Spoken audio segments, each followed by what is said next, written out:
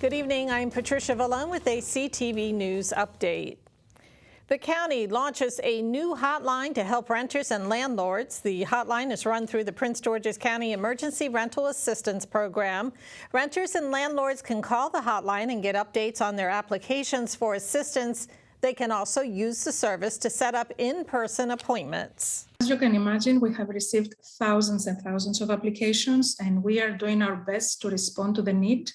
But the reality is that there are applicants that have applied and we have not been able to get in touch back with them. So we want everybody to know that we're working on their applications, to provide real-time updates on the status.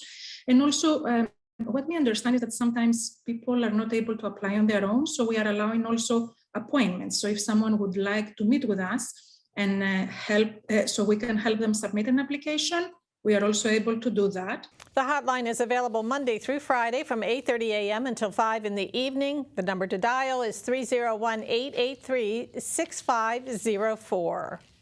Well, big news on the COVID vaccination front. Pfizer has announced that its coronavirus vaccine works and is safe for children ages 5 to 11. The company says it will seek U.S. authorization soon.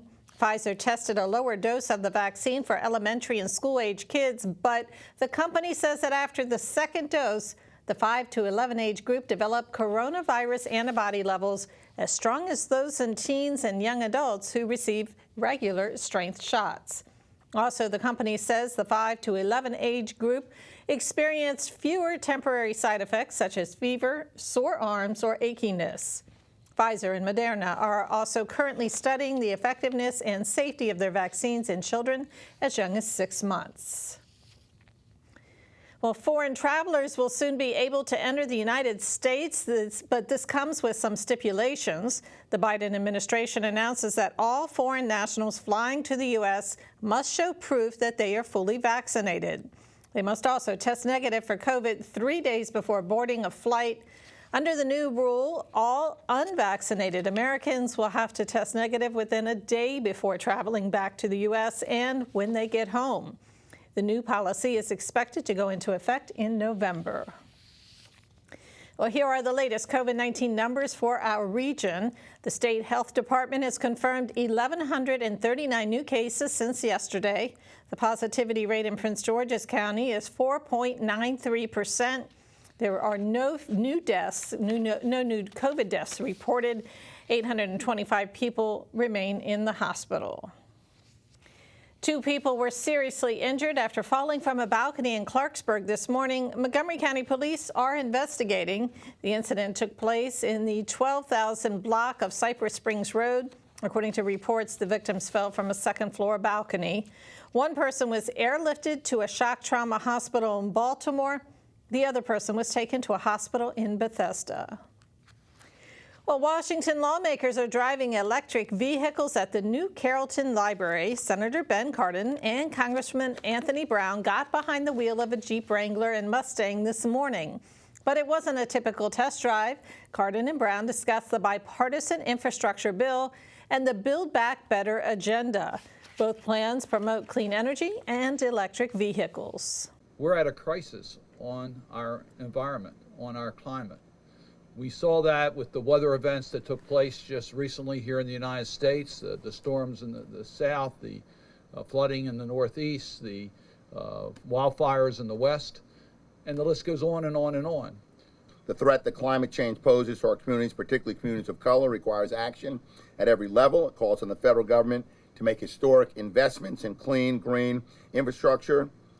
And we all need to lead the way. The Build Back Better agenda would increase the electric vehicle tax credit and require utility companies to use renewable sources. And you're watching CTV News. I'm Patricia Vallone. Still ahead on the news, we're visiting Esperanza, an art exhibit at the Public Playhouse in Cheverly. Stay tuned.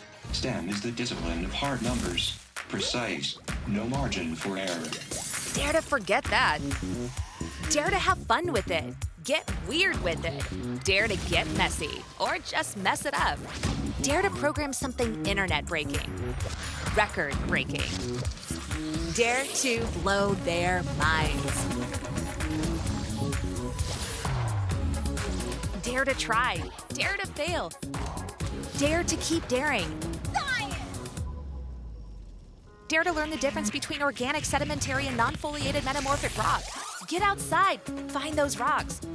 Dare to be homeroom famous, a high school fable.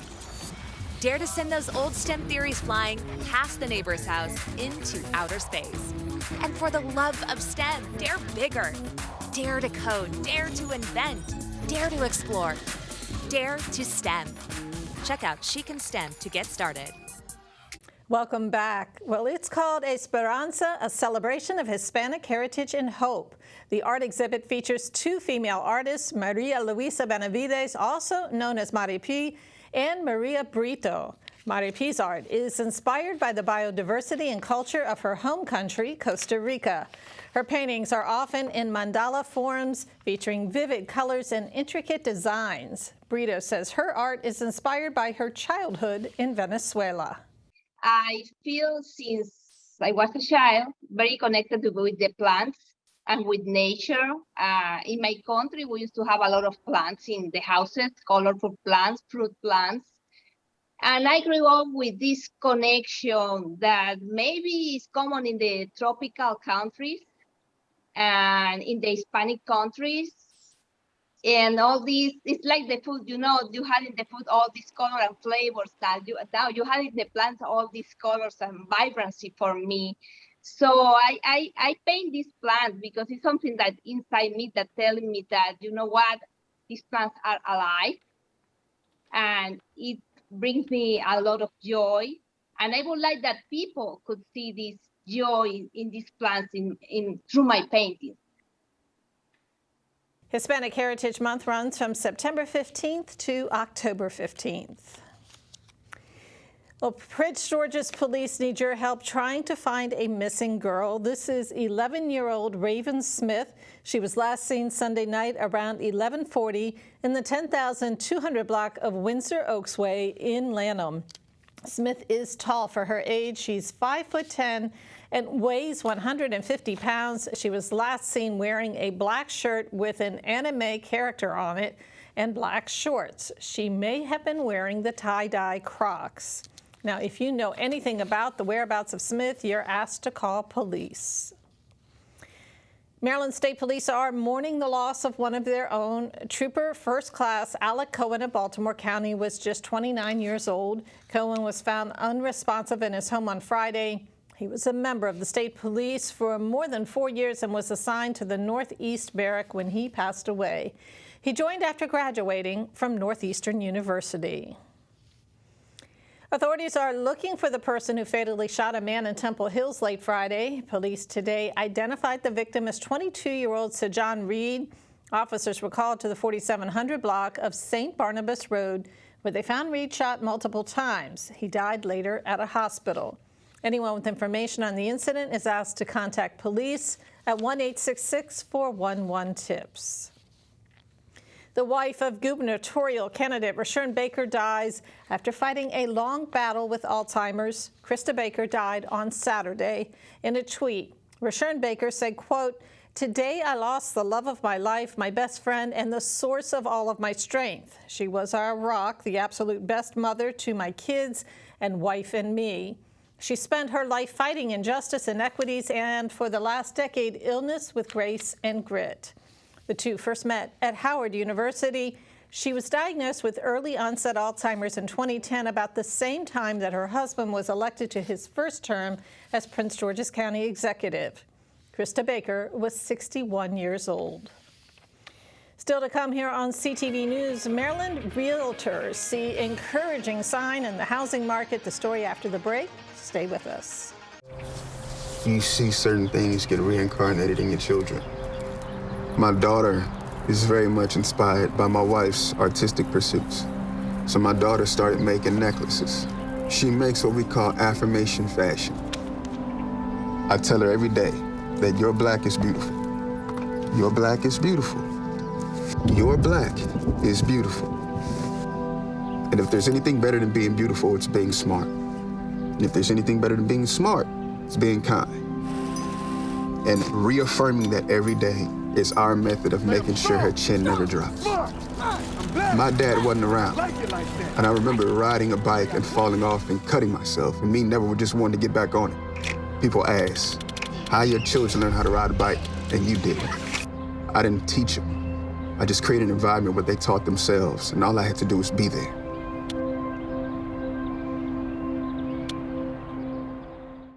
Thanks for staying with us. Well, Maryland's Attorney General submits a proposal to procure 2 social workers for the Maryland Lynching Truth and Reconciliation Commission. The group was established to research cases of racially motivated lynchings in Maryland. The commission is also tasked with holding public and regional hearings where a Black person was lynched by a white mob. The AG and the panel are looking for 2 licensed clinical social workers to provide clinical services and psychosocial support for the hearings and oral history interviews.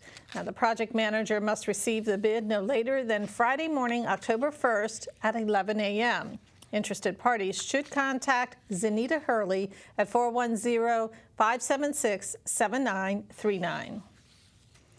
Home sales continue to climb across the state, contrary to reports that the housing market is slowing down. According to Maryland Realtors, average prices rose 8.4% in 2021, and median prices increased more than 10%. Homes are selling on average in just 1 month after being listed. August data suggests the market is also becoming more welcoming to first-time home buyers. The Prince George's County Council is hosting a virtual public hearing on the local redistricting commission plan and report. It will take place next Tuesday at 5 p.m. The report explains the proposed boundary changes for 9 council districts based on the 2020 census data. You'll need to submit public comments by September 27th at 3 p.m. For more information, visit the website on your screen. Well, don't forget to look up into the sky tonight. The harvest moon appears as big, bright, and beautiful this evening, just 2 days prior to the autumn equinox. Around this time, the full moon rises around sunset for several nights in a row. Traditionally, it provided farmers with just enough extra light to let them finish their harvests before the killing frosts of fall set in. For the next few nights, the moon's orbit and the tilt of the Earth line up just right to see the brilliant lunar object each evening. And now let's check on your weather forecast. Tonight, mostly cloudy with lows in the 60s. Tuesday, mostly cloudy again with highs around 81 degrees. Wednesday, showers likely, highs in the 80s. Thursday, rain likely again, highs around 76 degrees. Now for your community calendar, Mission of Love Charities is hosting a job prep program. It's called Employee Readiness Boot Camp, and it runs October 18th through November 19th. For details, call 301-333-4440 or visit the website on your screen. And that is your CTV News Update. I'm Patricia Vallone. Have a great night.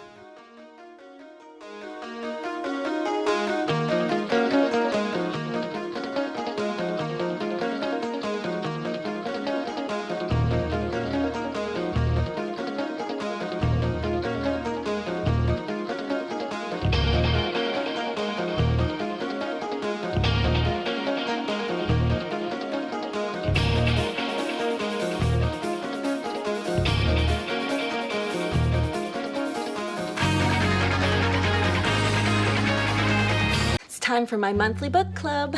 It's an opportunity for us girls to connect and remind each other who's on mute. And this is how we have to meet. Because when we spend time indoors with people, we can still spread COVID faster than Nancy's gossip. That's why I'm still masking wherever I go. Because until I'm vaccinated, a mask helps slow the spread. Which means the sooner I can get back to a friend's house to judge their interior design. We can't hear you, Dolores. Dear parents, can we take a time off from our crazy lives for a second and think about how awesome play is? This thing we love to do just because it's fun is actually helping us grow in all kinds of ways. And the only trick is to mix up the ways we play, because different kinds of play gives us different kinds of skills. Help us mix up the ways we play. Okay, time in.